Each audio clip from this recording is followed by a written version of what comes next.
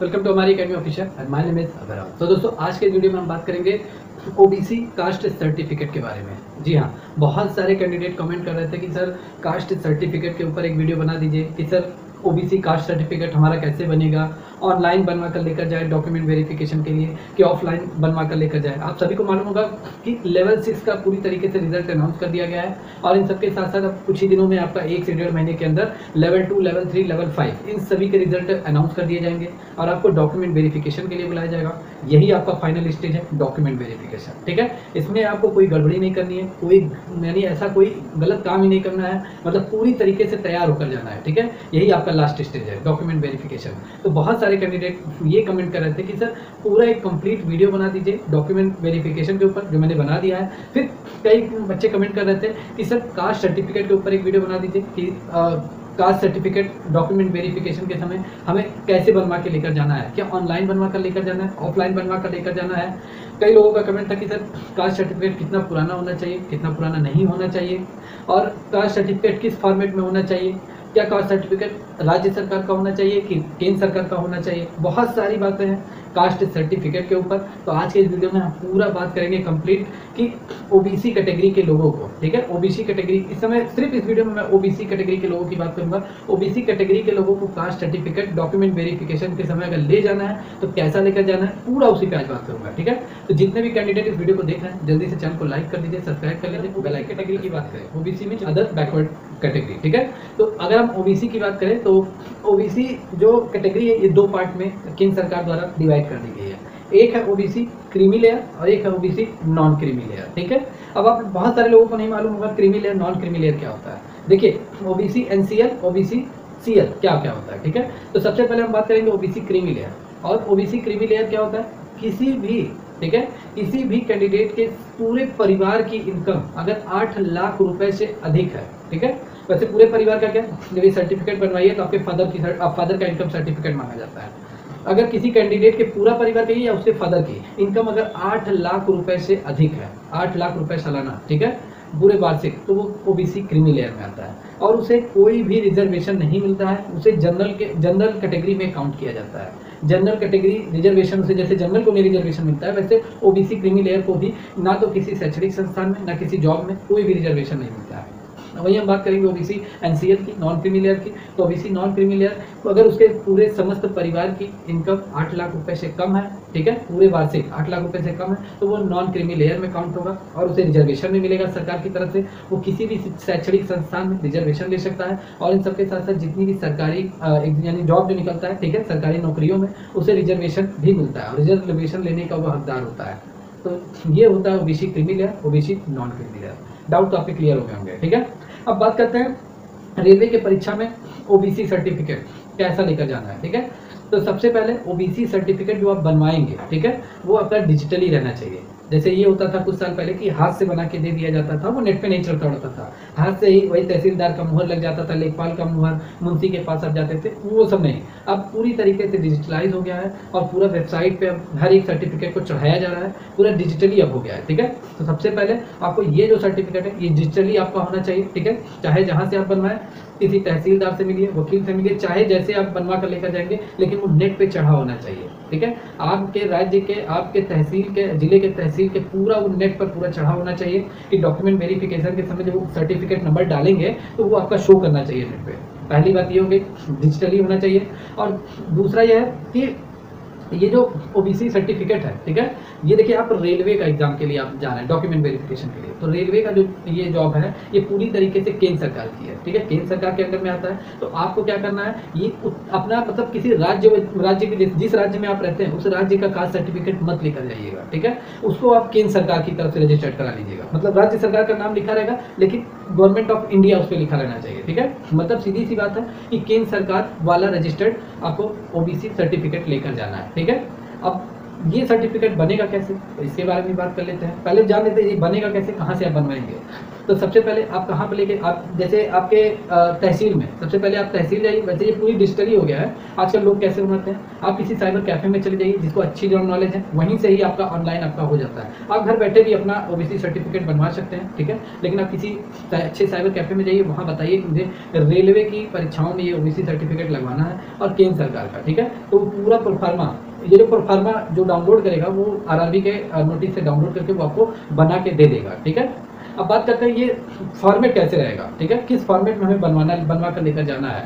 तो देखिए, आप आरआरबी का नोटिस डाउनलोड कर लीजिए, गूगल पे जाके डाल दीजिएगा आरआरबी एनटीपीसी पीडीएफ, ठीक है, फुल नोटिस डाउनलोड हो जाएगा। उसमें आपका एनेक्स्चर सेकंड दिया होगा, सबसे लास्ट में आप जाएंगे वैकेंसी से थोड़ा ऊपर, तो वहाँ पे ओबीसी सर्टिफिकेट का जो एनेक्स्चर दिया रहता है, एनेक्स्चर सेकंड, उसको पूरी तरीके से डाउनलोड कर लीजिएगा, ठीक है। और उसके नीचे एक डिक्लेरेशन फॉर्म, वो भी डाउनलोड कर लीजिएगा और उसी एनेक्स्चर में आप बनवा कर लेकर जाएंगे।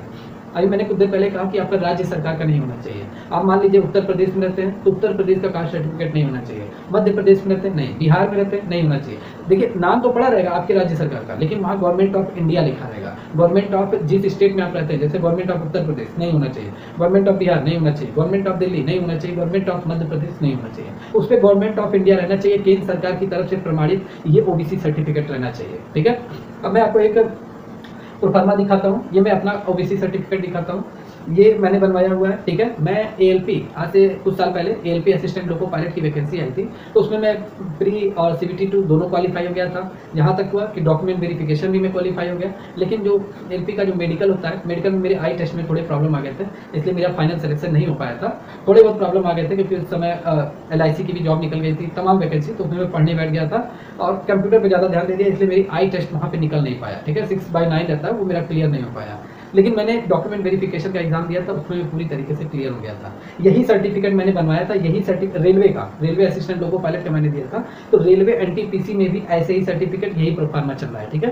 तो इसी प्रोफार्मा में आप बनवा के लेकर जाएंगे। ये देखिए प्रोफार्मा, ये उत्तर प्रदेश शासन लिखा हुआ है। मैं उत्तर प्रदेश के लखनऊ, उत्तर प्रदेश की राजधानी लखनऊ में मैं रहता हूँ, ठीक है। तो मैंने अब बनवाया है लखनऊ से, ठीक है। तो ये उत्तर प्रदेश शासन, ये आपका लिखा रहेगा, ठीक है। अब मैं आपको बताता हूँ ये प्रोफार्मा आप कहाँ से डाउनलोड करोगे फॉर्मेट, आरआरबी के नोटिस में जाके एनेक्स्चर सेकंड आप डाउनलोड कर लीजिएगा, सेम टू सेम आपको ये पूरा मिल जाएगा, ठीक है। पूरा ये आपको मिल जाएगा, इसी प्रोफार्मा में आपको बनवा कर लेकर जाना है। और जहाँ तक मैंने कहा गवर्नमेंट ऑफ इंडिया, ये देखिए गवर्नमेंट ऑफ इंडिया ये लिखा होना चाहिए आपका, गवर्नमेंट ऑफ इंडिया, ठीक है। ये देखिए, form of certificate to be produce by other backward classes applying for appointment to post under the government of India, ये लिखा होना चाहिए, ठीक है। और बाकी यहाँ का पूरा प्रोफार्मा, आपका नाम, आपके फादर का नाम, गाँव और जिला, ये पूरा आपका लिखा रहेगा। बस यहाँ उत्तर प्रदेश शासन लिखा है, मान लीजिए आप किसी भी स्टेट में रहते हैं, यहाँ आपके स्टेट का पूरा नाम लिखा रहेगा, शासन करके लिखा रहेगा, उसका लोगो भी छपा रहेगा, लेकिन ये गवर्नमेंट ऑफ इंडिया के अंतर्गत प्रमाणित किया हुआ सर्टिफिकेट है। तो ये मैंने एलपी के समय बनवाया था, इसी प्रोफार्मा में आप बनवा कर लेकर जाओगे, ठीक है, और कोई प्रॉब्लम नहीं आएगी। देखिए, इस प्रोफार्मा में आपने बनवा लिया। अब इस प्रोफार्मा को बनवाने के साथ इसी एनेक्स्चर सेकंड के नीचे आपको एक डिक्लेरेशन फॉर्म मिलेगा, ठीक है। उस डिक्लेरेशन फॉर्म को मैं आपको भरना बता दे रहा हूँ, कैसे आपको भरना है। तो डिक्लेरेशन फॉर्म आप देखिए स्क्रीन पे आ गया होगा, ओबीसी सर्टिफिकेट फॉर्मेट, ये आपका ये पूरा है। नीचे आप देखेंगे डिक्लेरेशन आ गया, एनेक्सर सेकंड ए, ठीक है। तो यहाँ पे सबसे पहले देखिए, यहाँ लिखा है proforma for declaration to be submitted by other backward classes. Other backward classes द्वारा ये प्रोफार्मा सबमिट करना है। Candidate at the time of document verification के समय ये प्रोफार्मा आपको भरकर लेकर जाना है। Who had applied for the post against employment notice, इस एम्प्लॉयमेंट नोटिस के अकॉर्डिंग, ठीक है। तो सबसे पहले आई अपना नाम डाल दीजिएगा, सन और डॉटर अपने पिता का नाम डाल दीजिएगा, अपना विलेज डाल दीजिएगा, डिस्ट्रिक्ट अपना डाल दीजिएगा, स्टेट डाल दीजिएगा, और पूरा भरकर सिग्नेचर ऑफ कैंडिडेट यहाँ लिखकर अपना सिग्नेचर करके अपना नाम लिख के यहाँ डेट डाल दीजिएगा। और जिस जगह आपको बुलाया जा रहा है, ठीक है, डॉक्यूमेंट वैसे नहीं, जिस जगह नहीं, जिस जगह से आप बिलोंग करते हैं वो पूरा यहाँ पे डाल दीजिएगा और दोनों आप लेकर जाइएगा, ठीक है। कोई प्रॉब्लम नहीं आएगा। इसी प्रोफार्मा में आपको बनवा के लेके जाना है। जितनी बातें मैंने कही एक बार मैं रिपीट कर देता हूँ।